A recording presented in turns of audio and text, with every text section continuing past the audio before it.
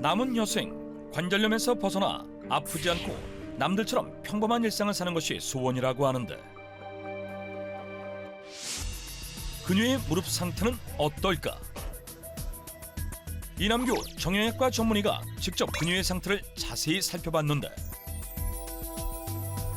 실제로 무릎 상태를 보니까 네네. 엑스레이가 사실은 너무 심각합니다.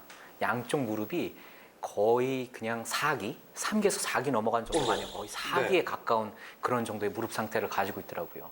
근데 관절염 4기 그러면 그건 말기나 마찬가지 아닙니까? 예, 맞습니다. 이제 퇴행성 관절염도 우리가 엑스레이 등급에 따라서 이제 1단계부터 네, 4단계까지 우리가 나누게 되는데 75% 이상 나서 이 관절면이 거의 맞닿은 상태로 우리가 4기라고 합니다. 그러니까 조혜순 씨는 4기니까 거의 관절끼리 거의 맞닿아 있는 상태고요.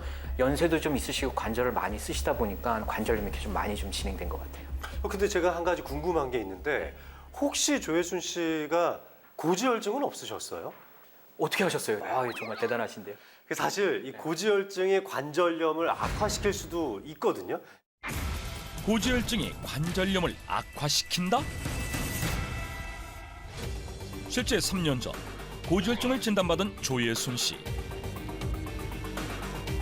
이후 고지혈증 약을 꾸준히 복용하고 있다는데 도대체 관절염과 고지혈증은 어떤 관련이 있는 것일까? 국내 연구진에 의해서 발표된 논문이 하나 있었거든요. 한번 네. 준비를 했는데 한번 보시죠. 네. 네, 이게 2019년도에 이 세계 최초로 국내 연구진이 콜레스테롤이 관절염을 일으킨다라는 이 직접적인 기전을 제시한 논문이었어요.